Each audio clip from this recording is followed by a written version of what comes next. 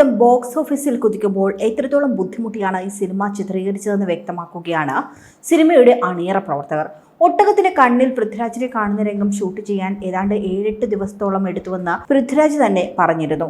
ചിത്രത്തിൽ ഒട്ടകത്തെയും ആടുകളെയും എങ്ങനെയാണ് അഭിനയിപ്പിച്ചത് എന്ന കാര്യത്തെക്കുറിച്ച് സംസാരിക്കുകയാണ് ഇപ്പോൾ ചീഫ് അസോസിയേറ്റ് ഡയറക്ടറായ റോബിൻ ജോർജ്.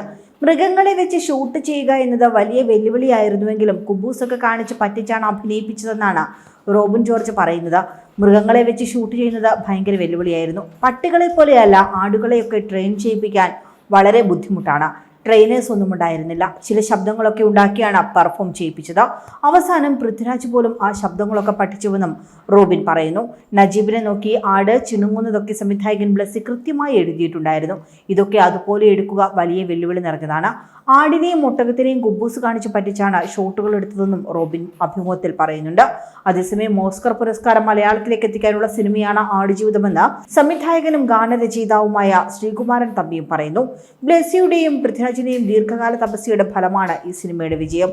പൃഥ്വിരാജിന് മികച്ച നടനുള്ള ഓസ്കർ അവാർഡ് ഈ സിനിമ നേടിക്കൊടുക്കട്ടെ എന്ന് പ്രാർത്ഥിക്കുന്നതായും ശ്രീകുമാരൻ തമ്പി ഫേസ്ബുക്കിൽ പങ്കുവച്ച കുറിപ്പിലൂടെ പറഞ്ഞു. പൃഥ്വിരാജിന് രാജ്യാന്തര അംഗീകാരം ലഭിച്ചാൽ ഏറ്റവും അധികം സന്തോഷിക്കുന്നത് താനായിരിക്കുമെന്ന് പറയുന്ന ശ്രീകുമാരൻ തമ്പി അതിന്റെ കാരണവും വ്യക്തമാക്കുന്നുണ്ട്. ശ്രീകുമാരൻ തമ്പിയുടെ ഫേസ്ബുക്ക് കുറിപ്പിന്റെ പൂർണ്ണരൂപം ഇങ്ങനെയാണ്: മലയാള സിനിമയ്ക്ക് മാത്രമല്ല, ഇന്ത്യൻ സിനിമയ്ക്ക് തന്നെ അഭിമാനവും അന്തസ്സും നേടിത്തരുന്ന സിനിമയാണ് ബ്ലസ്സിയുടെ ആടുജീവിതം. ബെന്യാമിൻ എന്ന എഴുത്തുകാരന്റെ കഥാസ്വരൂപത്തെ ഇത്ര മനോഹരമായ രീതിയിലാണ് ബ്ലസ്സി സിനിമ എന്ന മാധ്യമത്തിലേക്ക് പരിഭാഷപ്പെടുത്തിയിരിക്കുന്നത്. ഛായാഗ്രഹണം, എഡിറ്റിംഗ്, കലാസംവിധാനം, ശബ്ദലേഖനം, സംഗീതം എല്ലാം ഏറ്റവും മികച്ചത്. രാജ്യാന്തര അവാർഡുകൾ ഈ സിനിമ വാരിക്കൂട്ടുക തന്നെ ചെയ്യും. ഓസ്കർ അവാർഡിന് ഇതാ ഒരു മലയാള സിനിമ എന്ന് ഞാൻ ശബ്ദമുയർത്തി പറയുന്നു. പൃഥ്വിരാജിന് മികച്ച നടനുള്ള ഓസ്കർ അവാർഡ് ഈ സിനിമ നേടിക്കൊടുക്കട്ടെ എന്നും ഞാൻ പ്രാർത്ഥിക്കുന്നു. ബ്ലസ്സിയുടെയും പൃഥ്വിരാജിന്റെയും ദീർഘകാല തപസ്യയുടെ ഫലമാണ് ഈ വിജയം. സുകുമാരനും മല്ലികയും ഒരുപോലെ ഭാവനാ സമ്പന്നരാണ്. അവർ രണ്ടുപേരും എൻ്റെ സിനിമകളിൽ അഭിനയിച്ചിട്ടുണ്ട്. ഏതോ ഒരു സ്വപ്നം, മാളിക പണിയുന്നവർ എന്നീ സിനിമകളിൽ മല്ലിക സംവിധാനത്തിൽ സഹായിയുമായിരുന്നു.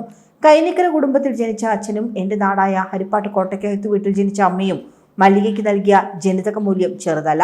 സുകുമാരനും ബുദ്ധിശക്തിയുടെയും ഭാവനയുടെയും കാര്യത്തിൽ ഒന്നാമൻ തന്നെയായിരുന്നു. 2 ബുദ്ധിജീവികളുടെ സംഗമത്തിൽ നിന്ന് പിറവിയെടുത്തവരാണ് ഇന്ദ്രജിത്തും പൃഥ്വിരാജും. പൃഥ്വിരാജിന് രാജ്യാന്തര അംഗീകാരം ലഭിച്ചാൽ ഏറ്റവും അധികം സന്തോഷിക്കുന്നതും അഭിമാനിക്കുന്നതും ഞാനായിരിക്കും. അതിന് കാരണമുണ്ട്. സുകുമാരനും മല്ലികയും തമ്മിലുള്ള വിവാഹത്തിന് മുൻകൈയെടുത്തത് ഞാനാണ്. വിവാഹം രജിസ്റ്റർ ചെയ്ത സമയത്ത് സാക്ഷിയായി ഒപ്പിട്ട ആദ്യത്തെ വ്യക്തിയും ഞാൻ തന്നെ. ബെന്യാമിനും ബ്ലസ്സിക്കും പൃഥ്വിരാജിനും ഈ ബിഗ് ബജറ്റ് ചിത്രത്തിന്റെ നിർമ്മാതാവിനും അഭിനന്ദനം പറഞ്ഞുകൊണ്ടാണ് ശ്രീകുമാരൻ തമ്പി കുറിപ്പ് അവസാനിപ്പിച്ചിട്ടുള്ളത്.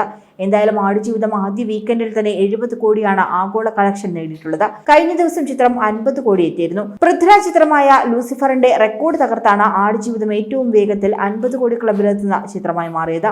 ആദ്യ വീക്കെൻഡിൽ തന്നെ ഗംഭീര കളക്ഷൻ നേടിയ ചിത്രം ഉടൻ തന്നെ 100 കോടി ക്ലബിൽ ഇടം പിടിക്കുമെന്നുമാണ് വിലയിരുത്തലുകൾ. കൂടുതൽ വാർത്തകൾക്കായി B4 Blaze ഫോളോ ചെയ്യൂ, സബ്സ്ക്രൈബ് ചെയ്യൂ.